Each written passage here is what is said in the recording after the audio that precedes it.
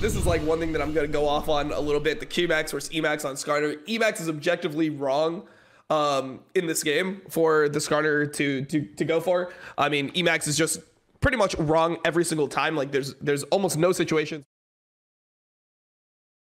And yeah, I mean, I can just go into some of the reasons why this is true. So the easiest way to start is I can just start on things that everyone can agree on, and then we can go into like the abilities, the differences in the abilities, and then also like how relevant Emax was in this game.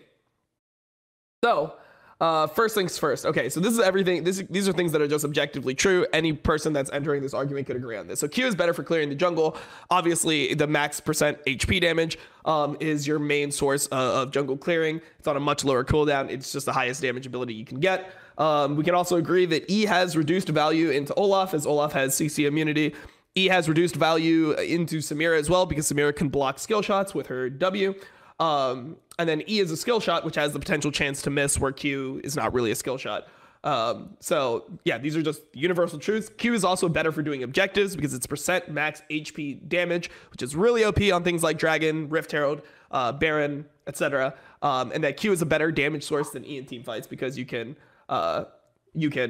yeah, just spam it and it's up more often. Okay, so here's one concept, and Ellis, you can chime in on this and just give your take, but I'm of the opinion that, like, so the way that CDR works, I think a lot of people don't understand. Like, CDR only really matters if you're able to get off another ability in whatever fight you're taking. So if you have a 14-second cooldown ability, if the fight lasts 15 seconds, the difference between a 14-second and a 12-second cooldown is not massive, because you're going to get 2 off either way. When you're dealing with low cooldown abilities like Q, CDR actually affects them more, because you're able to get more repetitions of your Q off. Also, you just have to look at the scaling of Q. So when you start, if you do the 1-point Q like Dardoch did, you have 2% max HP damage per Q. And if you have it at max rank, it would be 6% max HP damage per Q, assuming that it is charged. And the cooldown gets reduced to 2.5 seconds. Now, another thing that people don't understand is when you auto attack an enemy champion, the cooldown is then reduced by an extra 1 second on top. So it goes from a 2.5 second cooldown when hitting enemy champions to 1.5 cooldown enemy champions. Massive percentage reduction there.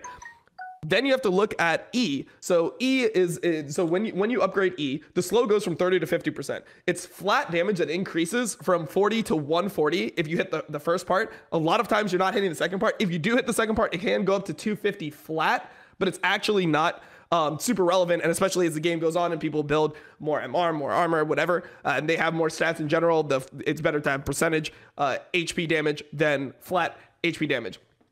The other part of E is that the cooldown goes down from 14 seconds to 12 seconds. So it's a much less, it's a much lower percentage of cooldown that you get back compared to Q.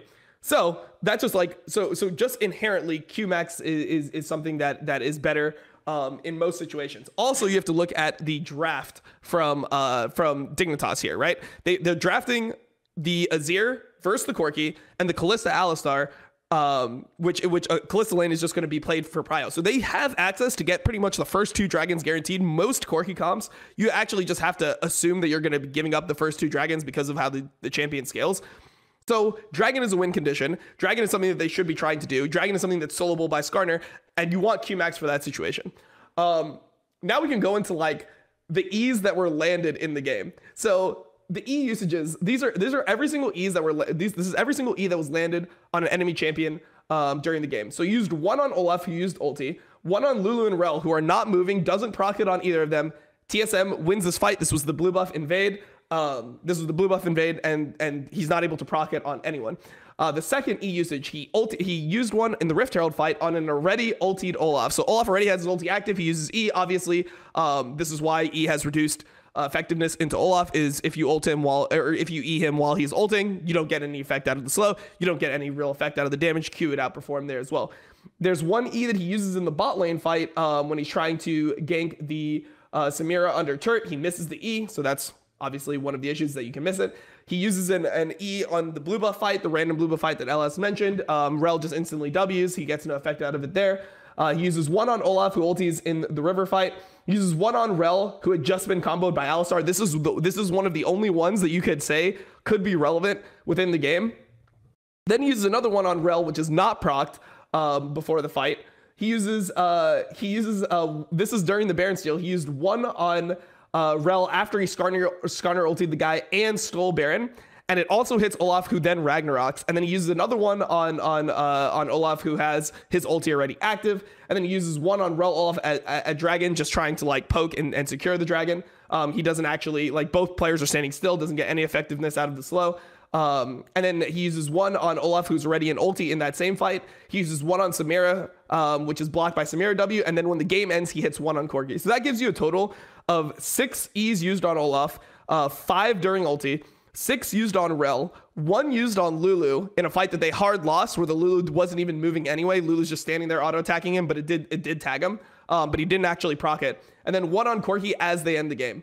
So out of the 14 E's, which gives you 14 E's that he landed throughout the game, right?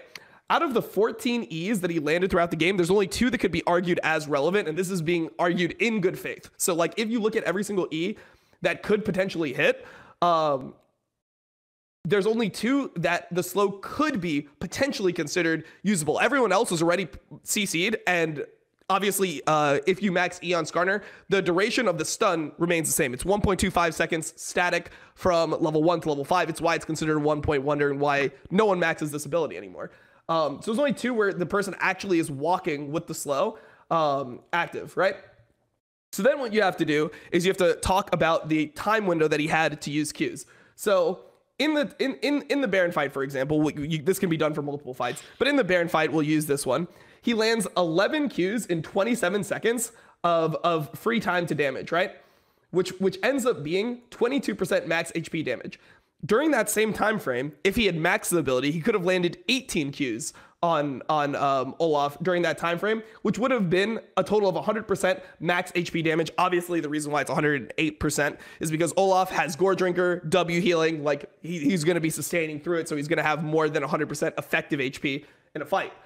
During this fight, his first E was used on a Rel, which he did not proc. The second E was used on Rel after ulti, which he insta-stuns, doesn't have any relevance. And the third one was already used on an ultied Olaf in the fight, so he's just not able to do any like CC or damage. He only lands 1 on a carry the entire time, and you could, in this entire situation, you would be clearing faster. You're hitting your power spikes also.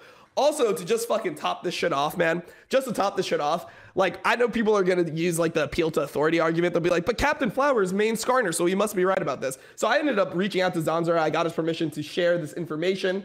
I asked him what he thought about the game, and his comments were that he would max Q just for the jungle speed in 1v1. With E max, Olaf can fully ignore you. With Q max, you can win 1v1 on Obelisk if Olaf has less than 70% HP. So you can kind of force his ult in 1v1 and retreat with phase rush. Also, your jungle clear is going to be equal to his with a 3 to 5 second difference after your first base. Qmax is better mainly because of CDR boots.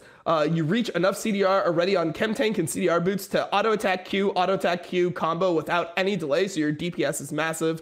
And this is from what most people consider the best Western Skarner player currently. So yeah, I mean, you can play this situation on the Parsec if you want. Yeah, we can just bring this up and you can see how relevant the E is in this game. But yeah, I mean, that's like pretty much all I have on it. Like, I could go into every single fight, but I mean, yeah, I think that's enough to prove that Emax is 100% useless in this game. Also, you can, like, if you really value the slow, this is not even considering the fact that at all these points, if you're level 13, you could have Emaxed second, right? So you could actually have Emaxed for this point in the game anyway. So here, yeah, you can look at this Parsec, okay. Let me just open it up.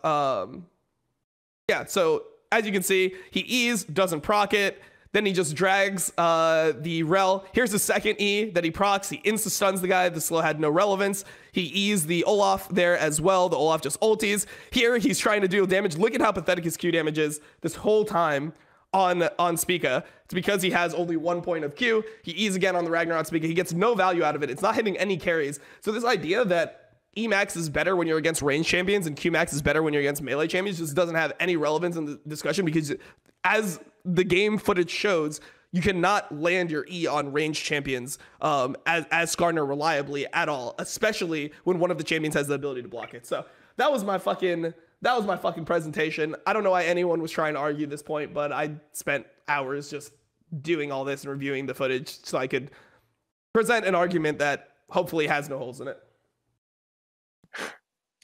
Okay, I got it. I'll max C. Jesus. Shut the fuck up, LS.